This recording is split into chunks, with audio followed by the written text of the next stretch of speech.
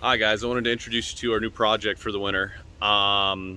So in a few of my last videos, I don't know when this is actually going to come out.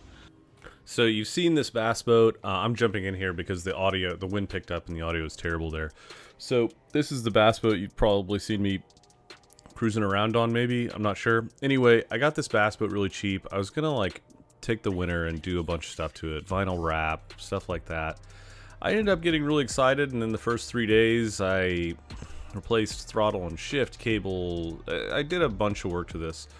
Got the trolling motor going. I don't even know. A bunch of different things. The problem is this is just a bass boat, right? So doing a vinyl wrap, doing a bunch of things kind of takes away from the utilitarian like durableness of the boat, and pouring money into it probably won't see any profit out of it. So let's talk about what I'm really going to do this winter. This is a 1979 Hydrostream Viper. It is a mini boat, a mini race boat. This is actually a copy from Aeroglass. It has some issues.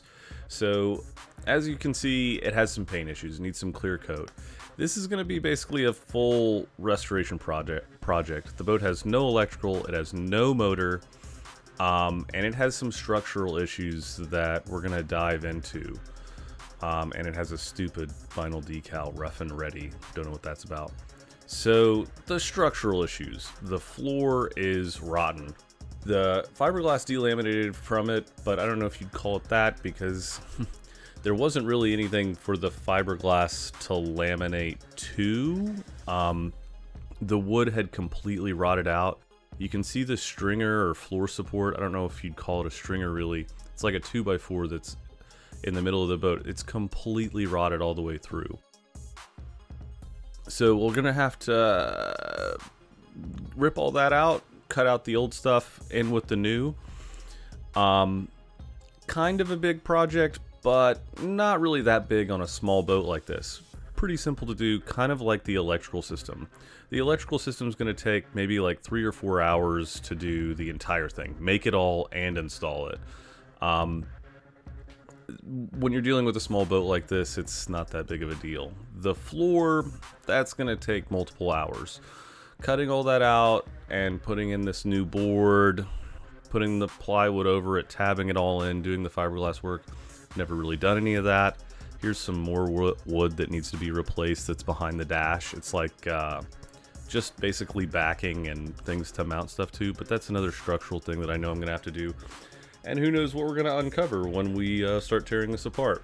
So this is basically the line. I'm going to just cut the old fiberglass along this line, put in new plywood and fiberglass over it. With this boat, I'm going to learn, a lesson I've learned over and over again. So this truck, I've done a bunch of work to it. I got it about a month and a half ago, something like that. New front end stuff, brakes, a whole bunch of stuff all over the place. But this hood I'm pointing at now, I did all of this work and I left that hood gap. Like, terrible final project. So the way I'm going to do this is I'm going to ignore that motor.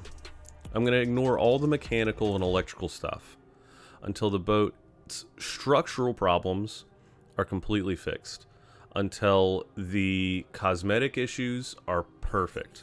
So we fix the floor, we fix the thing behind the dash, any issues with any of the tabbing in at the back of the boat, we'll fix all of that. Then we'll do the cosmetics. And before we get all excited about seeing how fast she'll go on the river, she'll be a great looking boat. Anyway, if you want to see the rest of this project, like and subscribe to my channel. Appreciate it.